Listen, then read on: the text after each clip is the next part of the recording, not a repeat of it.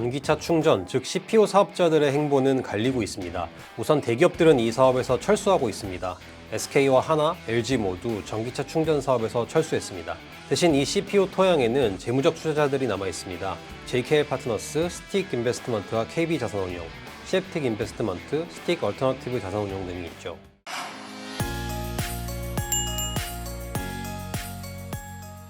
불과 몇 년 사이에 시장에서 전기차의 위상은 많이 바뀌었습니다. 2020년대 초만 하더라도 유망할 줄 알았던 전기차는 기대만큼 성장하지 못하고 있는데요. 상용화 전 일시적 수요 감소 현상을 뜻하는 캐즘이라는 단어는 어느새 전기차 밸류체인을 대표하는 대명사가 됐습니다. 그럼에도 불구하고 친환경과 전기차가 글로벌 흐름이라는 점에 부인하는 사람은 몇 없을 겁니다. 한국도 마찬가지일 텐데요. 이렇게 생각하면 전기차, 특히 밸류체인의 근간을 이루는 전기차 충전 사업은 기회의 땅일 수 있습니다. 현 시점 국내 전기차 CPO 시장의 현황과 투자자들의 동향을 분석해봤습니다. 더벨 M&A부 박기수입니다.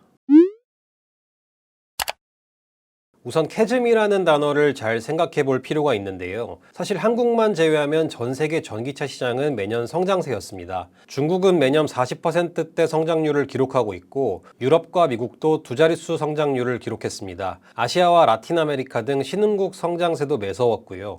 반대로 한국은 2023년과 작년 성장률이 역성장했습니다. 즉 전기차 시장은 캐즘이 아니라 우리나라에만 해당하는 K즘이 아니냐는 목소리도 시장 일각에서는 나오고 있는 실정입니다. 그럼 왜 우리나라만 전기차 보급이 늦어질까요? 한국자동차산업협회 조사에서 전기차 이용자들을 대상으로 설문을 진행한 결과 전기차 이용자 10명 중 6명 이상이 충전기 접근성이 떨어진다고 말했습니다. 즉 양질의 충전 인프라가 갖춰지지 않았다는 점을 지적한 건데요. 이런 상황에서 전기차 충전, 즉 CPO 사업자들의 행보는 갈리고 있습니다. 우선 대기업들은 이 사업에서 철수하고 있습니다. SK와 한화, LG 모두 전기차 충전 사업에서 철수했습니다. SK일렉링크는 사모펀드 앵커 에쿼티 파트너스에 매각됐고 LG전자 역시 작년 전기차 충전 사업에서 물러났죠. LG전자는 2018년부터 전기차 급속 충전기 선행 개발에 착수하는 등 적극적인 모습을 보였지만 아쉬운 결과를 낳을 수밖에 없었습니다. 대신 이 CPO 토양에는 재무적 투자자들이 남아 있습니다. 앞서 언급했던 SK일렉링크를 포함해서 완속 충전기 사업자인 플러그링크에는 JKL 파트너스가 450억 원을 투자했습니다.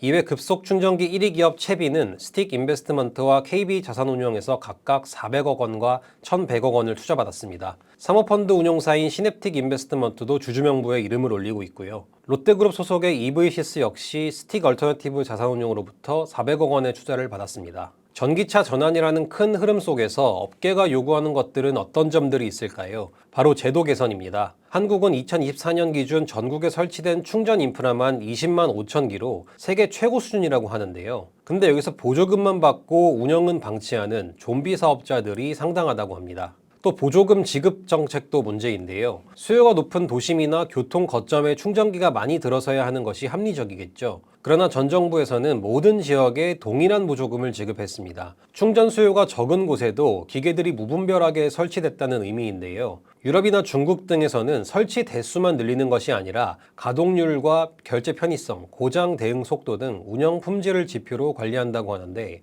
우리나라만 양에만 집중했던 것입니다. 충전 요금 동결 정책도 문제라고 지적합니다. 2022년 이후 3년 넘게 사실상 충전 요금 인상을 환경부가 동결해왔고 수요가 많은 곳과 저수요 지역 구분 없이 획일적으로 최대 요금 상한제를 적용했는데요. CPO 사업자들의 영업 손실 원인이 여기에 있었습니다. 업계는 전기차 CPO를 비롯한 생태계 확대를 위해서는 민간으로의 전환이 필수라고 입을 모읍니다. 전기차 생태계를 갖추기 위해서는 적재적소에 실수요가 고려된 양질의 충전 인프라를 갖추는 것이 우선순위라고 이야기합니다. 이를 위해서는 현재 정책 틀에서 벗어나 시장 자율 경쟁 체제로 전환해야 한다는 주장이 나옵니다. 보조금 체제도 설치 중심 보조금 대신 전력 사용량을 기반으로 한 운영 보조금 체제로 전환해야 한다고 주장합니다. 새 정부가 들어서면서 아직 전기차 CPO 사업자들에 대한 정책이 완벽하게 정리되고 있지는 않은 모습인데요. 전기차 보급률을 높인다는 계획은 분명한 만큼 앞으로 시장이 어떻게 변화할지 지속적으로 모니터링해야 할 것 같습니다. 지금까지 더벨 박기수였습니다.